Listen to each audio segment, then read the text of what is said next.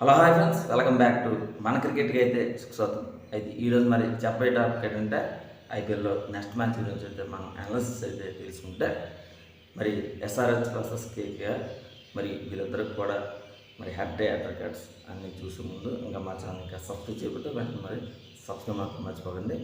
మరి 100 లైక్స్ అనేది చేస్తారని నేనైతే మనసులో అయితే కోరుకుంటూ ఉన్నాను. కింద నా టెలిగ్రామ్ లింక్ అనేది ఉంటుంది, ఖచ్చితంగా సరే అక్కడికి వెళ్ళి జాయినింగ్ అయితే అవ్వండి.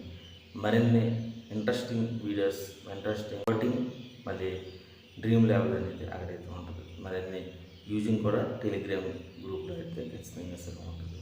మరి మ్యాటర్లోకి అయితే వెళ్ళిపోతే మరి ఇప్పుడు హెడ్ అడ్వకేట్స్ ఎలా ఉన్నాయండి?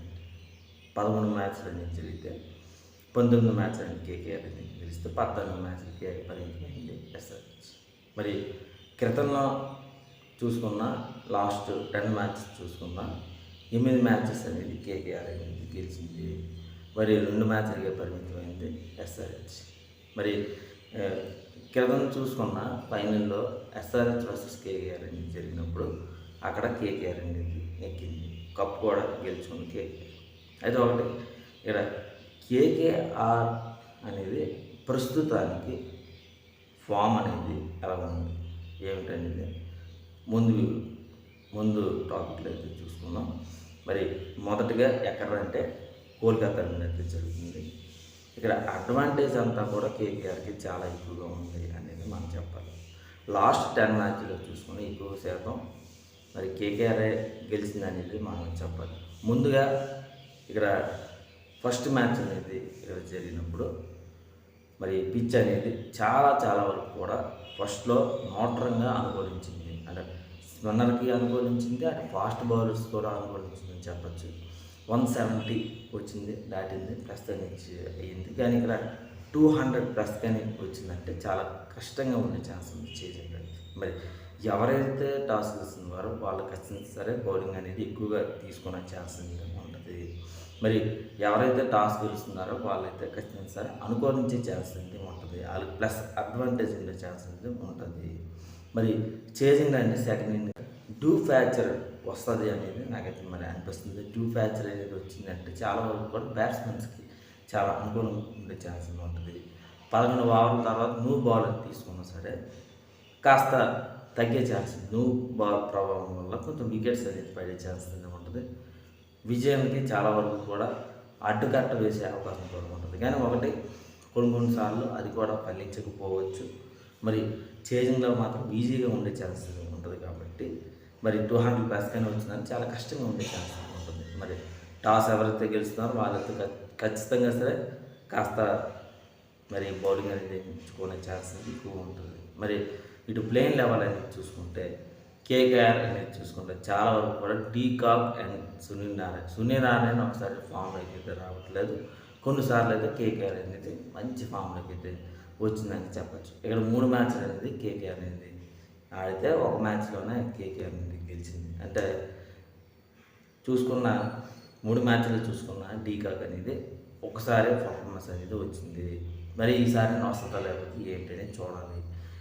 ఒకటి ఈ ఓపెనర్లు ఇద్దరు కూడా ఏసీటీసీ క్యాట్ అంటే కొన్నిసార్లు రాణిస్తారు, కొన్నిసార్లు అయితే ఫెయిల్ అయితే అవుతారు. మరి ఇప్పుడు ఎలా ఉండబోతుంది ఏంటంటే రహానే చూసుకున్నా చాలా వరకు కూడా మంచి ఫామ్లో అయితే ఉంది.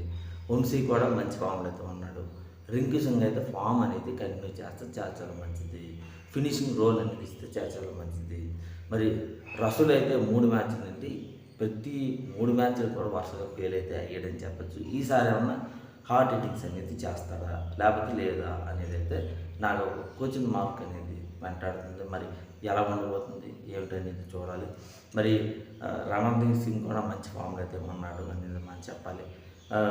టోటల్గా చూసుకున్న బ్యాటింగ్లో ప్రొఫైల్లో చూసుకున్న మరి 6 and 7 బ్యాట్స్మెన్ వరకు కూడా ఇక్కడ బ్యాటింగ్ అయితే ఉంది అనేది మనం అయితే చెప్పాలి.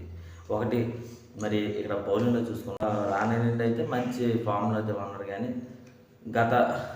మొన్న మ్యాచ్ చూసుకున్న ఫామ్లో అయితే లేడని చూసుకోవచ్చు. ఎక్కువగా రన్స్ అనేది ఇవ్వడం, జాన్సన్ నుండి కూడా ఎక్కువగా రన్స్ అనేది ఇవ్వడం, వికెట్స్ అనేది తీయగలరు, ఎలిజిబిలిటీ ఉంది కానీ చేయగలరు అనేది మనం అయితే చెప్పలేం. చక్రవర్తి మంచి ఫామ్ అయితే ఉన్నాడు. సునీల్ నారాయణ అయితే ఫామ్ అయితే మునుపటి ఫామ్ అయితే వచ్చిందంటే మరి కేకేఆర్కి అయితే తిరిగి లేదు అనేది మనం అయితే భావించాలి. అరోరా ఛాన్స్ ఇస్తారా, లేకపోతే రాయికి ఏమైనా సబ్స్టిట్యూషన్స్ మరి ఆ ఛాన్స్ ఇస్తారా ఢిల్లీ అదేంటి చూడాలి. అయితే కేకేఆర్ అయితే చాలా బలంగా అయితే ఉందనేది మనం భావించాలి.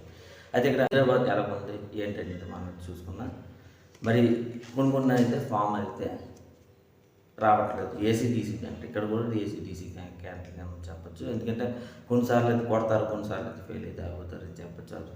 ఆ అభిషేక్ శర్మ నుండి కానీ, తర్వాత హెడ్ నుండి కానీ, హెడ్ అయితే మొన్నటిసారి పర్వాలేదు అనేది అనిపించాడు. నితీష్ రెడ్డి నుండి కానీ, కిషన్ నుండి కానీ వీళ్ళందరూ కూడా ఫెయిల్ అయితే అయ్యారని చెప్పచ్చు. కానీ అంకుష్ శర్మ అయితే వరుసగా ఫామ్లోకి అయితే వచ్చాడు. మంచి ఇన్నింగ్స్ అనేది ఆడుతున్నాడు. మంచి ఫాము, మంచి ఇన్నింగ్స్ కూడా ఆడుతున్నాడు అనేది మనం అయితే భావించాలనేది మనం చెప్పాలి. మరి ఇక్కడ క్లాస్ నుండి కూడా 32 రన్స్ అనేది కొట్టడం చాలా అద్భుతంగా అయితే ఉంది అనేది మనం చెప్పాలి. ఏదైతే అవుతుందో అదైతే చూసుకోవాలి. బాగానే ఇన్నింగ్స్ అనేది చక్కదిద్దుకుండా చాలా మంచిది.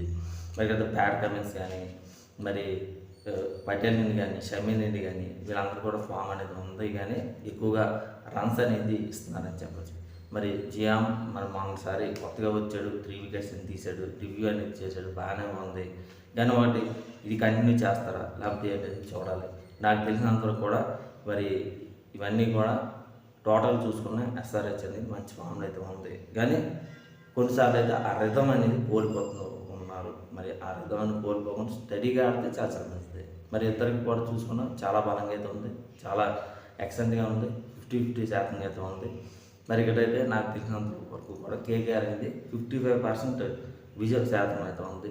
45% అనేది మరి హైదరాబాద్కి ఎక్కువ ఉంది. నాకు తెలిసినంత వరకు కూడా ఎక్కడో మరి హైదరాబాద్ గెలుస్తుందా అనేది నాకు మరి అనిపిస్తుంది. మరి హైదరాబాద్ గెలుస్తుందా లేకపోతే ఓడిపోయి కేకేఆర్ అనేది గెలుస్తుందా, మంచి ఫామ్లోకి అయితే వస్తుందా అనేది ఒక బిగ్ నాక్ అని మనం చెప్పాలి. మరి ప్రతీకారం తీసుకుంటుందా మొన్నటి ఫైనల్ గురించి, మరి అది కూడా బిగ్ క్వశ్చన్ కానీ మనం చెప్పాలి. మరి ఈ డిఫెన్స్ గమనించడానికి సబ్స్క్రైబ్ చేయకపోతే మనం మరి సబ్స్క్రైబ్ చేయండి, లైక్ చేయండి, షేర్ చేయండి.